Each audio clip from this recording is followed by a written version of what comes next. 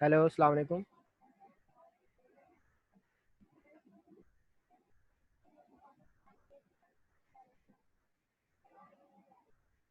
Hello, अस्सलाम वालेकुम।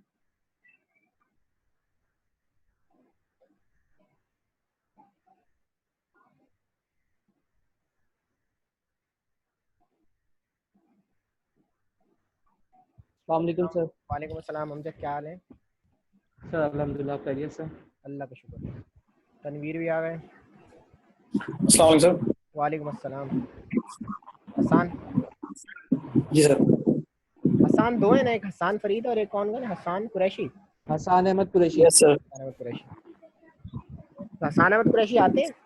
आते। आते हैं सर सर, आ आते रहे हैं हैं, वो भी। डेली आ रहे हैं। अस्सलाम वालेकुम। वालेकुम अस्सलाम।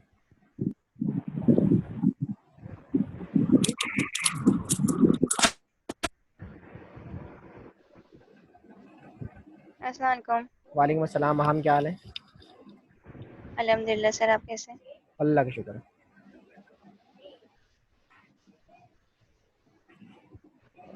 कौन सी वेबसाइट थी? EMS, US government, EPA। US, यूएसईपीए।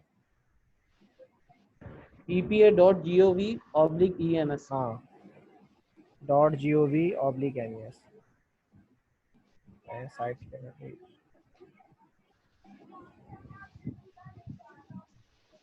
USEPA.gov/ems।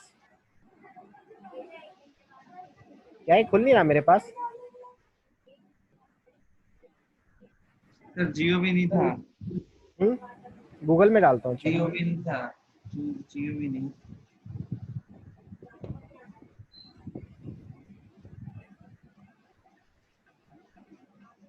Google को भी गूगल में ही सर्च करना पड़ता है, मजे की बात।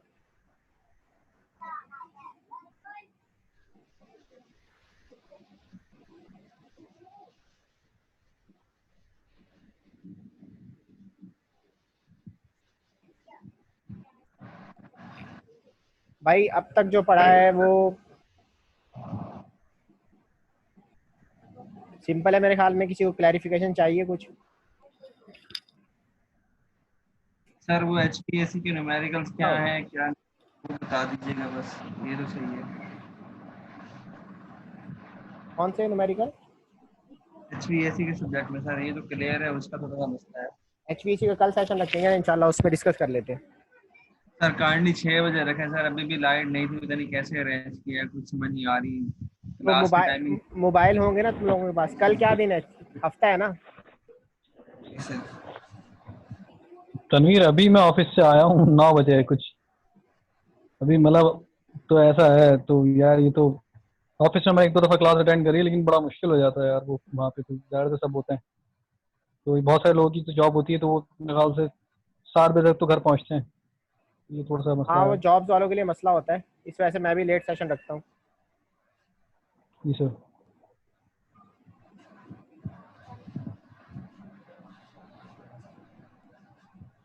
अच्छा, कल हमने पढ़ा सर था। एहसन को ऐड जी जी, एहसन को एहसन ऐड कर ग्रुप में लिया, मैसेज एहसन कर को रहा ऐड कर है। लिया, ऐड कर लिया एहसन को।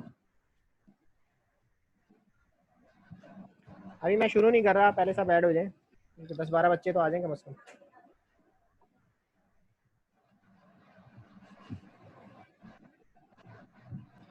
अच्छा सर, मैं एक बात करना चाह रहा था। जी बोले। अमजद बात कर।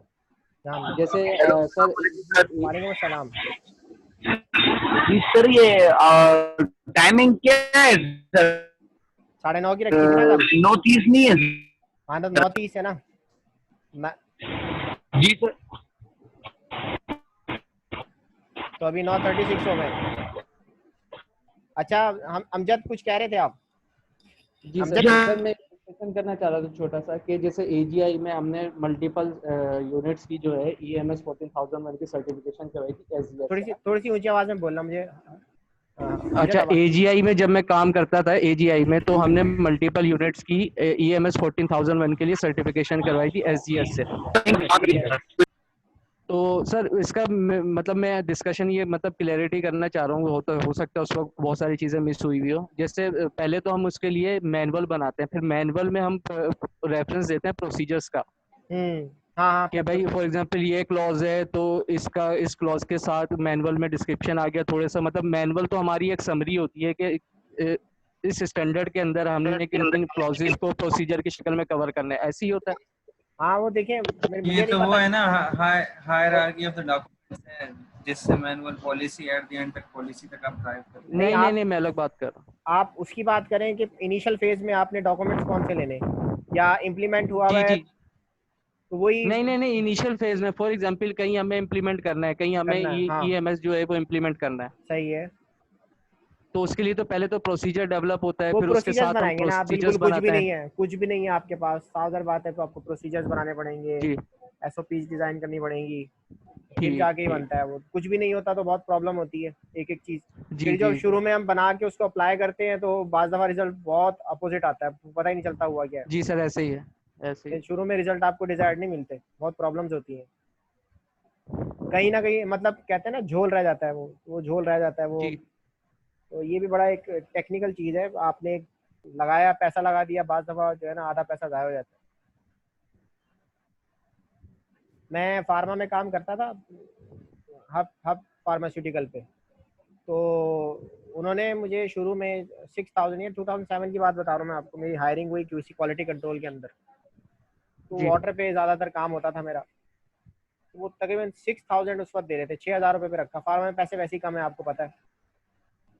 तो मैं उनसे कहता था यार एमएससी की हुई हमने और सिर्फ 6000 रुपये, 6000। तो वो हमारे ऊपर एक ही टैग लगता था कि क्योंकि आपको तजर्बा नहीं है इंडस्ट्री का, तो इंडस्ट्री आपको अगर 6000 भी दे रही है तो बहुत बड़ी अमाउंट दे रही है। उस वक्त 6000, हाँ ये तो होता है। 2008 में 6000 अच्छी रकम होती थी। तो वो कहते थे अगर कोई चीज़ टूट गई, हमारे यहाँ जो है ग्लासवेयर ज़्यादा होते हैं, केमिकल लेबॉर्ट्री, आपकी कोई चीज़ इक्विपमेंट ख़राब कर दिया, 20-25 लाख का इक्विपमेंट है, तो हम तो आपको सिखा रहे हैं, जब आप सीख जाओगे तो फिर आपकी फिर वर्थ कुछ और होगी। फिलहाल तो कंपनी आपके ऊपर इन्वेस्ट कर रही है। तो बात वही होती है कि अगर क्योंकि आप सर फ्रेशर के पास तो कुछ होता नहीं है ना कि वो अपने मतलब डिफेंस प्रोवाइड कर सके, किसके कि उसे पास, क्वेश्चन आओ कि भाई आप करोगे क्या। जो फ्रेशर होता है हाँ वो उसके पास कुछ प्रेशर, होता नहीं है ना अपने डिफेंस में, वो कैसे कैसे डिफेंस करेगा मतलब अपना। हाँ वो मसला असल तो यही होता है ना कि वो प्रेशर एक्सपीरियंस एब्जॉर्ब। आएगा तो फिर कुछ आगे मुंह खोल सकता है सर, कितने चाहिए, इतना सही सही चाहिए। सही है, वो उसे क्या बोलेगा, कुछ भी नहीं। तो हम भी कुछ भी जी नहीं सर। बोल सकते थे, हमें पता था हमारी वर्थ क्या है। हमारी वर्थ क्या है, मतलब एमएससी करके फारिग होते हैं या बीएस करके फारिग होते हैं, क्या कोई हमें कोई ऑपरेशन थोड़ी आता है इंडस्ट्री के अंदर, कोई सही इंडस्ट्री बात है। इंडस्ट्री थोड़ी रन कर सकते हैं हम लोग। सही। या तो हमारा सिस्टम ऐसे हो कि भाई जैसे हार्वर्ड यूनिवर्सिटी है कि स्टूडेंट पास आउट हुआ और वो 10 इंडस्ट्री जो है ना झोली फैलाए बैठी हैं, आप हमारे पास आ जाएं। पर सर ऐसा जो बहुत सारी कंपनीज हैं पाकिस्तान में जो कि एमटीओ प्रोग्राम इनिशिएट करती हैं, वो तो करती हैं एमटीओ की जो आईबीए, ट्रेनिंग होती आई है सिंपल उसके मैं बाद उनका पैकेज बहुत अच्छा होता है। पैकेज सिंपल मैं आईबीए की एग्जांपल दूं आपको। आईबीए क्या करता है, जी आपके सर। जो जो आपका जो सेशन होता है, क्या नाम है, सेकंड सेमेस्टर होता है, उसके बाद थर्ड सेमेस्टर में कहते हैं चलो भाई ख्वारी उठाओ जरा। ख्वारी कैसे सही उठाओ, जब फलानी इंडस्ट्री में जाओ काम शुरू कर दो वहाँ पे। और वो सुबह सही। बेचारा 8000 रुपये में सुबह जा रहा होता है, लटक के जा रहा है, फिर वहाँ जाके ऑडिट कर रहा है या मार्केटिंग कर रहा है, कुछ भी कर रहा है। तो वो जब वो पढ़ाई के साथ साथ वो प्रैक्टिकल भी करता है, जब वो पास आउट होता है तो फिर वो कंपनियां उसको 50,000 में उठाती हैं शुरू में ही।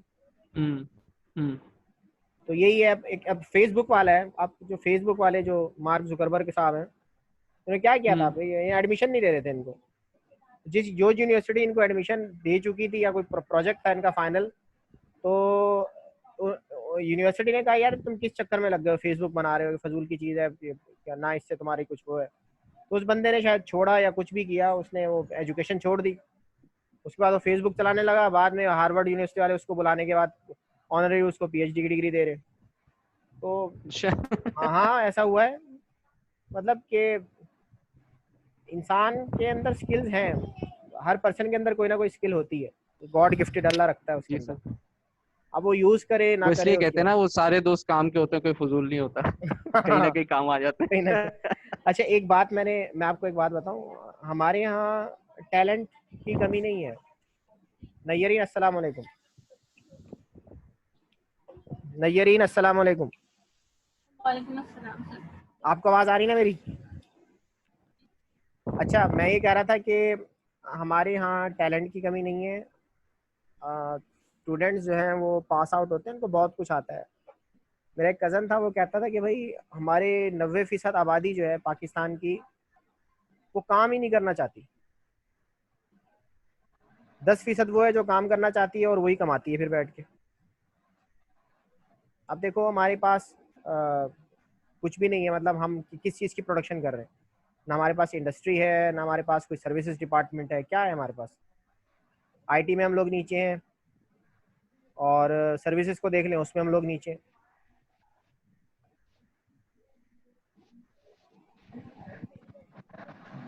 स्टार्ट करें? हेलो, जी सर। अभी एक सर तो स्टार्ट एक यस एक सर, तो कर लीजिए, काफी बच्चे आ गए। शहरियार टाइम नहीं शॉर्ट आया, होता है जिन्होंने क्लास रखवाई थी वो खुद नहीं आए। जी सर, शहर नहीं है, सही कह रहे हैं आप। सर, अल्लाह खैर करे, कोई प्रॉब्लम है वो, हाँ, जैसे अभी तक लाइट तो का भी इशू हो सकता है। लाइट का भी इशू हो सकता है, क्योंकि अभी अभी मेरी बात हुई है, उसने क्लास रखी है, टेक्स्ट किया है उसने आप लोगों को, मेरे ख्याल में खुद नहीं आया वो। चलो बहरहाल, आप लोग ज़्यादातर इंडस्ट्री के हैं। अमजद आप भी काम कर रहे हो, हसन आप कहाँ पे काम कर रहे हो? सर मैं आर्टिस्टिक यूनिट्स में काम कर रहा हूँ। हाँ, आर्टिस्टिक। हेलो, हाँ एहसन। जी सर। एहसन, आवाज़ कम, बहुत तेज़ आवाज़ है तुम्हारी। अच्छा, ये सारे जी सर। आप लोग इंडस्ट्री से तमाम रिलेटेड है। माहम का मुझे पता नहीं जॉब कर रही, कहाँ जॉब कर रही हैं। जवाद भी जॉब कर रहे हैं, तनवीर भी जॉब कर रहे हैं, और आप लोग सारे प्रोफेशनल हैं। जी सर, मैं हेल्थ एंड सेफ्टी ऑफिसर भी हूँ और केमिस्ट भी हूँ, कोल कहाँ टर्मिनल आवान ट्रेडिंग पे। कहाँ पे हो? आवान ट्रेडिंग कोल टर्मिनल पीआईबीटी अच्छा के अच्छा, पास। पीआईबीटी के पास, ठीक है। तो तुम्हारा तो सारा दिन काम इसी पे होगा, एचएससी पे होगा। और ये जवाद जवाद आप तो कोल जी सर। सेक्टर है ना? जी सर, मैं कोल सेक्टर में ही काम कर रहा हूँ, लेकिन ऑफिस बेस्ड वर्क है मेरा। अच्छा, तो एचएससी इम्प्लीमेंटेशन कुछ भी नहीं है वहाँ पे? नहीं सर, एचएससी इम्प्लीमेंटेशन फील्ड पे होती है, जिसपे मैं फील्ड पे नहीं हूँ। अच्छा, ऑफिस फील्ड में पे, ही तो तुम्हें कोई आइडिया भी नहीं है उसके हवाले से? काम कर रहा हूँ। हेलो सर थोड़ा बहुत है, अच्छा, बिल्कुल ऐसा नहीं है कि बिल्कुल आइडिया नहीं है, थोड़ा बहुत है, जी हाँ, वो इसीलिए तो उस प्रोफेशनल, पे इस लाइन में भी आया था। नहीं अच्छी बात है। अच्छा, सुबह मैं सब्जेक्ट लेता हूँ उन स्टूडेंट्स का जो बीएस वाले लड़के हैं, जो मेन कैंपस में, वो थोड़े से क्या कह सकते हैं आप, नॉन प्रोफेशनल ज़्यादा होते हैं। क्या मतलब सर? नॉन प्रोफेशनल का मतलब ये है कि वो कभी जॉब ही नहीं की उन्होंने, तो आप क्या उनसे, तो मतलब उनसे अच्छा ना हाँ, वो एक्सपीरियंस शेयर नहीं होता। अच्छा, मैं सही, स्क्रीन मतलब शेयर कर रहा हूँ। एक्सपोजर नहीं है ना उनका तो। हाँ, उनका एक्सपोजर नहीं है। ये मैं स्क्रीन शेयर कर रहा हूँ, ये आपको नज़र आ रही होगी। जी सर। ठीक है, यही हमने डिस्कस किया था। डू तक हमने कर लिया था, इसमें किसी को कोई क्वेश्चन? ये डू के जो हमने फेजेस पढ़े थे सारे आपने किए हुए तकरीबन सारे। अच्छा, ईएमएस डॉक्यूमेंटेशन, ये बहुत इंपॉर्टेंट है। प्रिपेयर ईएमएस डॉक्यूमेंटेशन बहुत मुश्किल काम है हमारे पास इन्वायरमेंटल मैनेजमेंट सिस्टम के अंदर, या इन्वायरमेंट के अंदर। सर थोड़ा जोर से बोलिएगा प्लीज सर। अच्छा, आवाज़ आ रही है आपको? जी अब क्लियर क्लियर। आ गया। अच्छा, मैं कह रहा हूँ कि हमारे यहाँ जो है वो ईएमएस में सारा काम जो है ना वो इसका है, रोल डॉक्यूमेंटेशन का। आप डॉक्यूमेंटेशन के बगैर जीरो है। आप सीपा को मुंह नहीं दे सकते, डॉक्यूमेंटेशन के बगैर आप क्लाइंट को कुछ नहीं दिखा सकते। तो ईएमएस में डॉक्यूमेंटेशन बहुत ज़रूरी है, डॉक्यूमेंट्स के एलिमेंट्स। और लास्ट सेमेस्टर में मैंने आपको पढ़ाया था documentation and control of documentation, दोनों इंपॉर्टेंट है। डॉक्यूमेंटेशन और कंट्रोल ऑफ डॉक्यूमेंटेशन में क्या फ़र्क है? सर कंट्रोल मतलब किसी भी डॉक्यूमेंट को कोई भी इंफॉर्मेशन या ऐसी इंडिकेशन देना कि जिसको हम इजीली आइडेंटिफाई कर पाए कि इस क्लॉज से रिलेटेड ये हमारा प्रोसीजर है, उसका नंबर ये है, इसका रिवीजन गुड नंबर ये है। गुड। ये अमजद आपका तो सारा ताल्लुक ही डॉक्यूमेंटेशन पे है, क्योंकि आप यहाँ कोई प्रोसेस और इंडस्ट्री में है। मैं सर EMS 14001 2015 का लीड ऑडिटर भी हूँ। आर्टिस्टिक में मैंने इम्प्लीमेंटेशन भी करवाई है, और बैक में गुड। आपको पता है डॉक्यूमेंटेशन कितनी होती है। हाँ, उसमें डॉक्यूमेंटेशन, सारी काम ही डॉक्यूमेंटेशन का। एक एक चीज़ जी सर। आपको अगर लैब रिपोर्ट्स हैं उसकी डॉक्यूमेंट्स बना के रखते हैं, आपके बहुत बहुत कुछ है सर। ट्रबल शूटिंग है उसके बना के रखने हैं, तो सारे और ये अच्छा, फिर एक ये इम्पोर्टेंट है, plan and conduct specific, Shahryar भी आ गए, plan and conduct specific employ training. Documentation खैर वो एक अलग फेज है। प्लानिंग के अंदर हमारे पास एम्प्लॉय ट्रेनिंग, ट्रेनिंग्स की कितनी टाइप्स होती हैं, कौन बताएगा? ट्रेनिंग की टाइप्स शहरियार? तो फिजिकली होती है। नहीं नहीं नहीं नहीं, वो तो होती है फिजिकल ट्रेनिंग, हर चीज़ की फिजिकल ट्रेनिंग होती है। आप जो एक डांस सिखाने वाला होता है वो फिजिकल ट्रेनिंग ही कराता है, लेकिन मैं बात कर रहा हूँ कि एम्प्लॉय हाँ, एम्प्लॉय ट्रेनिंग्स क्या होती हैं? दो तीन टाइप्स की ट्रेनिंग होती हैं। एक होती है आपकी जो रूटीन ट्रेनिंग कहलाती है। रूटीन ट्रेनिंग ये है कि 3 महीने बाद जो है कंपनी सेफ्टी की ट्रेनिंग करा रही है, हर 3 महीने बाद जो है कंपनी फायर ड्रिल करवा रही है, ठीक है, 4 महीने बाद जो है वो इन्वायरमेंटल अवेयरनेस सेशन रख रही है, तो ये एम्प्लॉय ट्रेनिंग कहलाती है। और एक होती है आपकी induction training. Tanveer, induction training करवाई किसी की? यस सर, हर हफ्ते होती है। इंडक्शन ट्रेनिंग हर हफ्ते होती है? इंडक्शन ट्रेनिंग किसकी होती है? सर नहीं, जब कभी विजिटर कोई आता है ना तो उसकी हाँ, इंडक्शन ट्रेनिंग नहीं करवाई।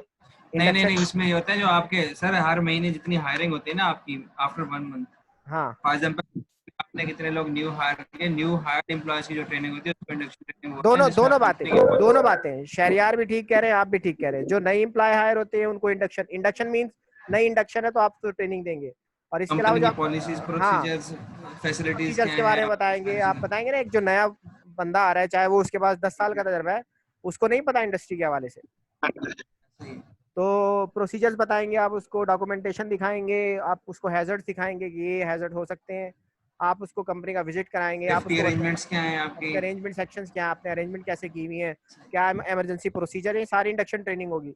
प्लस जो है वो ये भी बात सही है कि इंडक्शन ट्रेनिंग आपकी एम्प्लॉयज के लिए कहलाती है, न्यू एम्प्लॉयज के लिए।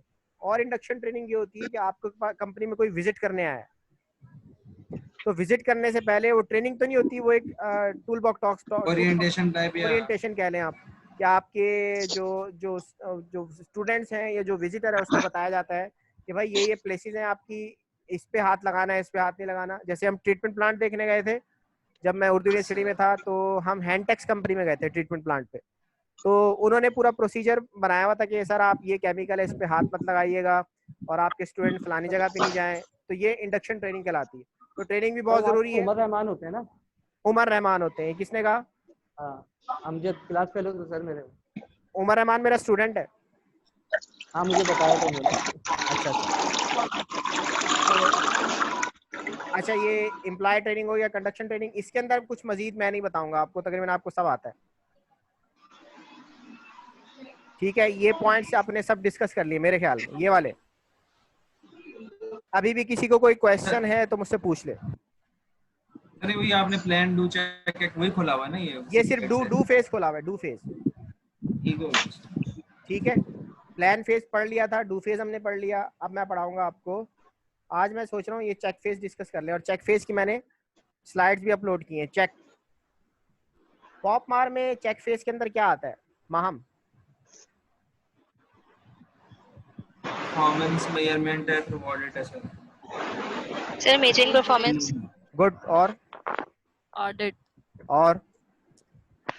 ठीक है, good. Measuring performance. Internal audit.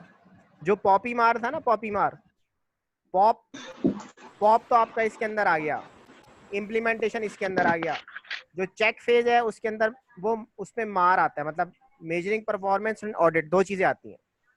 तो ये हम कैसे करेंगे, whether it is a small और मीडियम साइज ऑर्गेनाइजेशन। तो इम्प्लीमेंटेशन गाइड भी इन्होंने दी हुई है। चेक फेज में ना हम ये वाला फेज कर रहे हैं। ये आप जरा शोर कम कीजिएगा, जिसकी तरफ से शोर आ रहा है। अच्छा, चेक फेज जो है उसके अंदर मैंने आपको शायद दो वो पढ़ाए हैं, इंडिकेटर्स पढ़ाए थे। मेरी स्लाइड किसी ने ली है? सर मैंने लिया। अमजद जी सर। क्या डिस्कस किया उसके अंदर? मैंने चेक फेज डिस्कस किया है। जी सर, मतलब परफॉर्मेंस को कैसे मेजर किया जाता है, फिर केपीआईज हैं, केपीआईज दो टाइप के हैं, रिएक्टिव इंडिकेटर हैं, प्रोएक्टिव इंडिकेटर हैं। ठीक है, मेरे पास अगर स्लाइड पड़ी है तो मैं वो स्लाइड खोल लेता हूँ, मैं आपको दिखाता हूँ मजीद उसको। उसको हम डिस्कस कर सकते हैं। मुझे ज़रा टाइम दीजिए।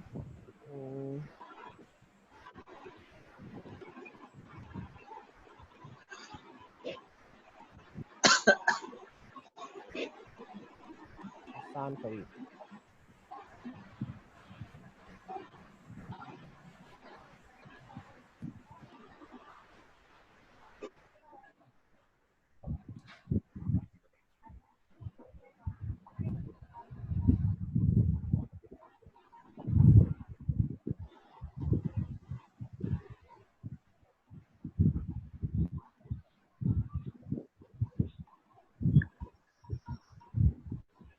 ये नजर आ रही है आपको आयुष की slide?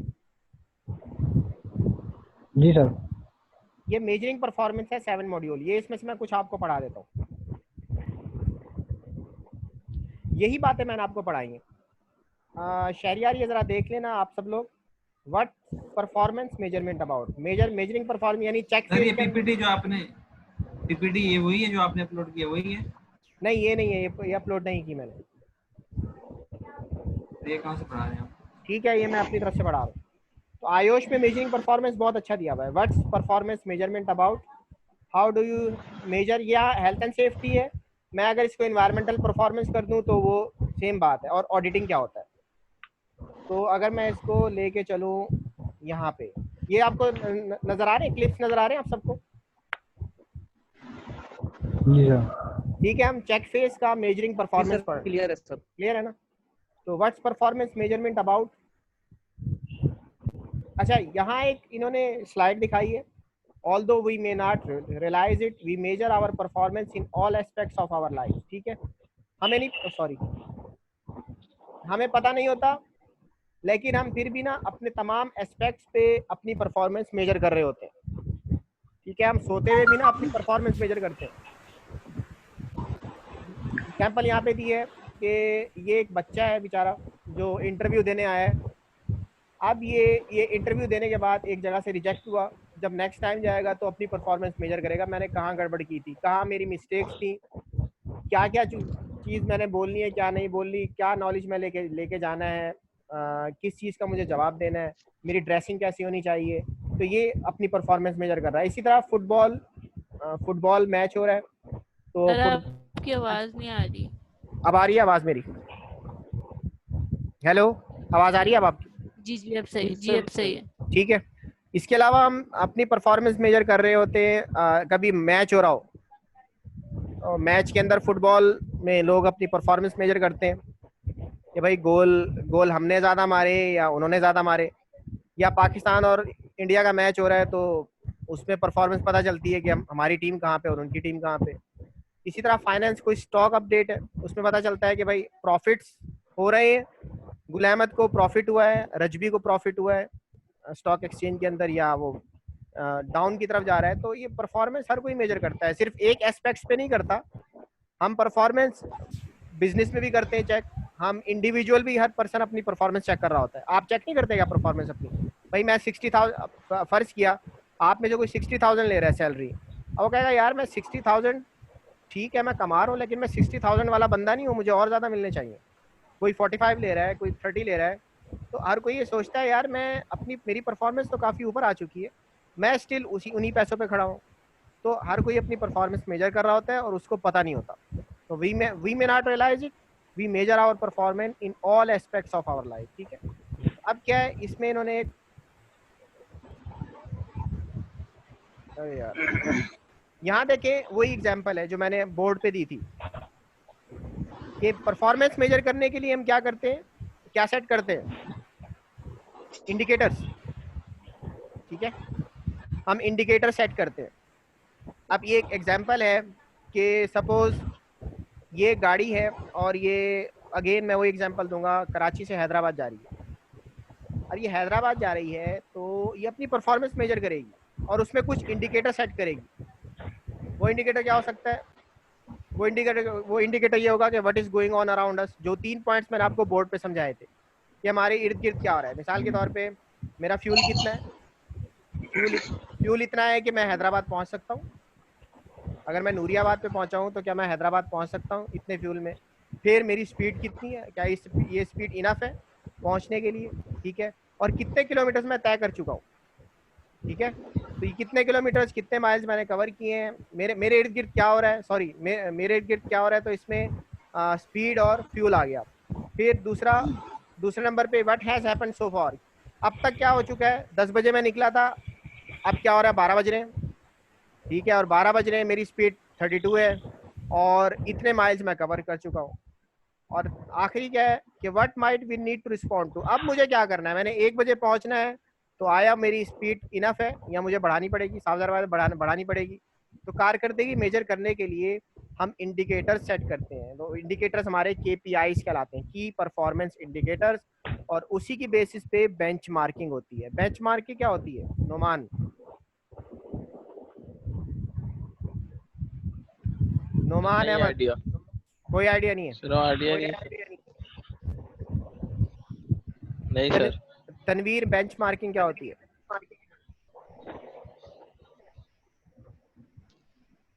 Hasan? Yes sir, benchmarking में सर ये होता है कि एक वैल्यू सेट कर लेते हैं कि अभी इंडस्ट्री में या इस सेक्टर में ये वैल्यू चल रही है, फिर हम उसके हिसाब से अपनी परफॉर्मेंस मेजर करते हैं। गुड। बाज़ दफ़ा अच्छा आपको पता है कि HEC ने एक अपलोड किया है कि किन यूनिवर्सिटीज़ ने ऑनलाइन सेशन सबसे अच्छे कराए हैं, तो उसमें एयर यूनिवर्सिटी का जो है नंबर 1 आ रहा है, टॉप पे एयर यूनिवर्सिटी है इस्लामाबाद की। सर ये कौन सी है? हाँ ये इस्लामाबाद में है, हाँ इस्लामाबाद में। तो वो कह रहे हैं कि इसने बहुत अच्छे इंडिकेटर सेट किए हैं, और तो वो बेंचमार्क बन गया, air universities a benchmark for online sessions, यानी बाकी यूनिवर्सिटीज को उन्हीं को फॉलो करना चाहिए अगर वो एक अच्छी परफॉर्मेंस शो करना चाहती हैं। तो बेंचमार्क सेट होता है। Engro health and safety environmental department benchmark बनाया, एंग्रो बहुत अच्छी सेफ्टी है जी, बहुत अच्छा इन्वायरमेंट फॉलो कर रहे हैं। इसी तरह नेशनल फर्टिलाइजर है। इसी तरह आपका टेक्सटाइल सेक्टर आ जाए, टेक्सटाइल सेक्टर में आपके मुख्तलिफ सेक्टर्स हैं, गुलामत ले लें या रजबी भी अच्छी इंडस्ट्री है, बहुत सारी इंडस्ट्रीज हैं जिनको हम बेंचमार्क बना सकते हैं क्योंकि उन्होंने इंडिकेटर सेट किए हुए, ठीक है। तो अब हमें कुछ इंडिकेटर सेट करने, और वो इंडिकेटर्स 3 आंसर उसके अंदर इंक्लूड है। मैं हो सकता है पूछ भी लूँ आपसे क्विज के अंदर कि वो कौन से होंगे, कि what is going on around us. मैं बिजनेस खोलना चाह रहा हूँ तो मुझे पता होना चाहिए मेरे इर्द गिर्द क्या हो रहा है, या ये साहब अगर गाड़ी पे हैदराबाद जा रहे हैं इन्हें पता हो इर्द गिर्द कैसे कितनी स्पीड में गाड़ियाँ जा रही हैं। गाड़ियाँ 100 की स्पीड में जा रही हैं, मैं 30 पे जा रहा हूँ, ठीक है। तो what is going on around us, और व्हाट हैज हैपेंड सो फार, अब तक क्या हो चुका है और आगे मैंने क्या करना है। तो what might we need to respond to. अच्छा, इसमें मैंने 2 टाइप्स के इंडिकेटर्स पढ़ाए थे। एक इंडिकेटर था हमारा रिएक्टिव इंडिकेटर, ठीक है। शहरियार, रिएक्टिव इंडिकेटर क्या होता है?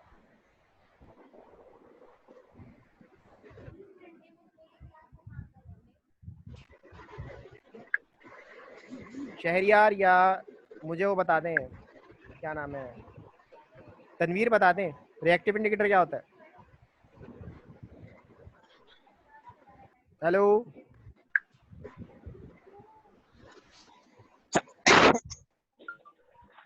हसन, जवाद कहाँ चले गए सर? मैं बता दूं सर। हेलो हेलो बताएं।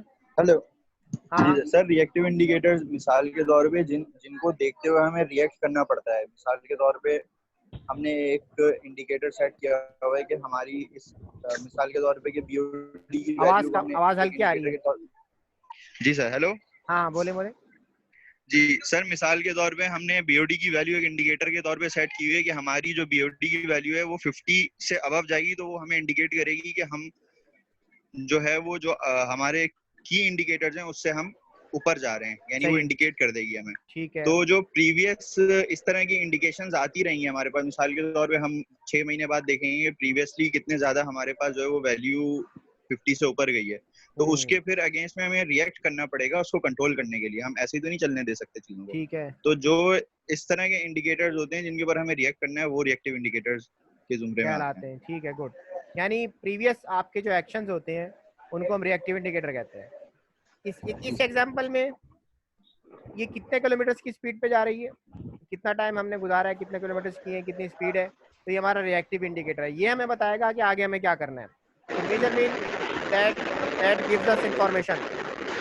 हेलो, शोर हो रहा है। वो मेजरमेंट जो हमें आउटकम्स दे प्रीवियस एक्शंस की, यानी अब तक मैंने जिंदगी में क्या किया, ये भी हमारा रिएक्टिव इंडिकेटर है। मैंने इतने साल जिंदगी गुजार ली, 35 ईयर्स मैंने जिंदगी गुजार ली, तो अब मैंने इतने ईयर्स मैंने क्या किया, that is my reactive indicator. और उसको लेते हुए मैंने आगे क्या करना है, दैट इज माय, वो अगला कौन सा होगा, नेक्स्ट वाला दूसरा होगा प्रोएक्टिव इंडिकेटर। ठीक है, measurement of how the current situation could impact on future performance are known as proactive indicator. तो आगे हमने क्या करना है, वो हमारा प्रोएक्टिव कहलाएगा। तो इंडिकेटर्स दो टाइप्स के हैं, रिएक्टिव और प्रोएक्टिव। मैंने इसकी एग्जांपल क्या दी थी अमजद, मैंने कैसे बताया था ये रिएक्टिव और प्रोएक्टिव? प्रोएक्टिव के लिए सर, मैंने आपको टेंस की बेसिस पे समझाया था मैंने आपको। सर प्रेजेंट और फ्यूचर में आपने बताया था। हाँ, प्रेजेंट, पास्ट और फ्यूचर। पास्ट से प्रेजेंट तक यानी गुजरे हुए से अब तक जो है वो हमारा रिएक्टिव है, वो रिएक्टिव। और जो प्रेजेंट से जो हमने आगे जाना है, फ्यूचर की तरफ जाना है, वो हमारा क्या कहलाएगा, प्रोएक्टिव कहलाएगा। ठीक है, रिस्क असेसमेंट क्या कहलाती है, रिएक्टिव और प्रोएक्टिव? प्रोएक्टिव है सर। और एक्सीडेंट इन्वेस्टिगेशन? रिएक्टिव। सर ये रिएक्टिव है। गुड, ठीक है जी, फंस गई यार। हाँ, ये क्विज है छोटा सा, ये मैं समझा भी रहा था। If you are the manager of a stationery supply company, ठीक है, अगर आप एक स्टेशनरी सप्लाई कंपनी के मैनेजर हैं, तो जिससे पूछूं वही जवाब देगा। कौन बताएगा? What reactive? ओह शरियार छोड़ गए थे। If you were the manager of a stationery supply company, you were the manager का मतलब क्या है, यू के साथ वर आ गया। अगर आप एक स्टेशनरी सप्लाई कंपनी के मैनेजर होते तो इसका मतलब ये होता है। कौन से रिएक्टिव इंडिकेटर्स हैं जो आपको अपनी आपकी सेल परफॉर्मेंस बताएंगे? कौन बताएगा?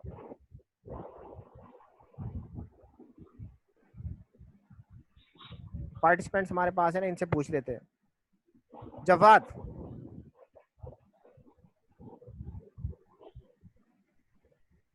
जवाद अहमद नाजिम नहीं है। ऑनलाइन होके तुम लोग चले तो नहीं जाते? नहीं सर, हूँ सर, लेकिन अभी सोच रहा हूँ। अच्छा ऐसा भी होता है बस स्टूडेंट ना ऑनलाइन होके खाना खा रहे होते। अच्छा, मेरा प्रॉब्लम ये है कि मैं बार बार पूछता रहता हूँ जान के। अच्छा चले, ये माहम बताए मुझे, माहम ये अगर आप एक स्टेशनरी सप्लाई कंपनी, स्टेशनरी जो किताबों की दुकान वाले होते हैं, तो इसमें कौन से रिएक्टिव इंडिकेटर होंगे जो आपको आपकी सेल परफॉर्मेंस बताएंगे? क्या इंडिकेटर होंगे? ये इंडिकेटर फर्ज किया कि आप क्या कैसे पहचानेंगे आप? पता नहीं सर। नहीं पता। और तनवीर? सर पहले तो हम ये देख लेंगे कि आसपास की जो मार्केट्स हैं उनकी करंट सेल क्या चल रही है। ठीक है, जैसे कि आपने बताया था व्हाट इज परफॉर्मेंस में। आवाज ऊंची जरा। जैसे आपने फर्स्ट बताया कि what is going around us. ठीक है, मार्केट को हम देख लेंगे। उसके बाद व्हाट हैज हैपेंड सो फार, मतलब हमने अभी तक कितनी सेल्स की है अकॉर्डिंग टू मार्केट, क्या हम अपने बेंचमार्क को मीट कर पा रहे हैं? ठीक है। अच्छा, और प्रोएक्टिव इंडिकेटर क्या होंगे? फॉर एग्जांपल अगर हमारा जो इंडिकेटर था, फॉर एग्जांपल हमारी सेल्स थी पर मंथ हमने 50 मिलियन सेल तक 50 मिलियन सेल्स करनी है, पर हम वो नहीं कर पाए। आवाज कम आ रही है, आवाज कम आ रही है अमजद। फॉर एग्जांपल हमारा एक इंडिकेटर तैयार या हमारे एक टारगेट था, हमने पर मंथ 50 मिलियन सेल्स करनी है। ठीक है, उसको हम मीट नहीं कर पाए, तो उसके लिए हमें मजीद क्या रिस्पॉन्ड करना होगा कि हम उस टारगेट को मीट कर पाए। ठीक है, स्टेशनरी के हवाले से बात कर रहा हूँ मैं आपसे। जी सर। अच्छा, मेरे जहन में जो आता है वो ऐसे आता है कि फर्ज किया मैंने एक किताबों की यानी बुक सप्लाई कंपनी खोली, स्टेशनरी सप्लाई कंपनी खोली। मैंने क्या किया, शुरू में जो है सप्लाई कंपनी है, तो मैंने 10 जो है बड़े कार्टन मैंने A4 साइज के पेपर को उठा लिए, और मैंने बॉल पॉइंट पेन के उठा लिए बहुत सारे कार्टन, मैंने पेंसिल्स ले लिए, मैंने कार्डबोर्ड्स ले लिए, और इसी तरह मैंने ये फोल्डर ले लिए। तो अब जो है रिएक्टिव इंडिकेटर कैसे होगा? फर्ज किया मैंने स्टेशनरी सप्लाई कंपनी खोली थी 2019 में, अब 2020 आ गया, मैंने ऑडिट किया, मुझे पता चला कि रिएक्टिव इंडिकेटर क्या होंगे जो मेरी करंट सेल परफॉर्मेंस बताएंगे। मुझे पता चला कि भाई बॉल पेन बिक गया, पेंसिल्स बिक गई, और ये A4 साइज के जो है ये पेपर बिक गए, ये बिल्कुल नहीं बिका, और ये कार्डबोर्ड बिल्कुल नहीं बिके। तो अब 2020 से 2021 में कौन सा माल उठाऊंगा? जो सेल हुआ है सर, जो सेल हुआ है। अल्टीमेटली मैं पेन का ऑर्डर दूंगा, मैं पेंसिल्स का ऑर्डर दूंगा, मैं पेपर्स का ऑर्डर दूंगा, ठीक है। बाकी चीजें वैसी नहीं बिकी तो मैं उसका ऑर्डर नहीं दूंगा। तो इस तरह आपको पता चलता है कि रिएक्टिव इंडिकेटर आपको प्रोएक्टिव के फैसले बताता है। इसकी एग्जांपल ऐसे ले लें कि आपकी कंपनी में नॉइस भी है, आपकी कंपनी में वेस्ट वाटर भी है, तो टेक्सटाइल सेक्टर है, फर्ज किया आप लोग ज्यादातर टेक्सटाइल से काम कर रहे हैं, तो वेस्ट वाटर भी है, नॉइस भी है, एयर एमिशंस भी है, ठीक है। आपने सब पे कंट्रोल लगाए। 2019 में रजबी पे या आर्टिस्टिक में जो है आप लोगों ने इम्प्लीमेंट करा दिया। अब 1 साल के बाद जो आपका रिजल्ट आया, आपने देखा नॉइस भी सही चल रहा है, एयर एमिशंस भी कंट्रोल्ड हैं, और आपके जो है सॉलिड वेस्ट भी ओके, आप इंसिनरेट करवा रहे हैं, लेकिन वेस्ट वाटर काबू नहीं आ रहा। तो अब आप प्रोएक्टिव क्या होगा, आपकी तवज्जो किसकी तरफ जाएगी? वेस्ट वाटर की तरफ सर। वेस्ट वाटर की तरफ। तो आपको प्रोएक्टिव वो बन जाएगा फ्यूचर में, आपने जो जिस पे ज्यादा तवज्जो देनी है, लेकिन उनको नहीं छोड़ना, दूसरों को, उनको मॉनिटर करना है, और हाँ इनको रिव्यू करना है। तो ये आपके प्रोएक्टिव और रिएक्टिव इंडिकेटर कहलाते हैं, और यही आपकी बेंचमार्क बन जाती है। तो यहीं तक मैंने डिस्कस करना था। बाकी सेफ्टी से मुतालिक है वो मैं डिस्कस, अच्छा इंडिकेटर्स क्या क्या हो सकते हैं ये भी आप लोग देख लीजिएगा। अच्छा बस ठीक है, परफॉर्मेंस कैसे मेजरमेंट करते हैं यहाँ तक मैं इसको क्लोज कर रहा हूँ।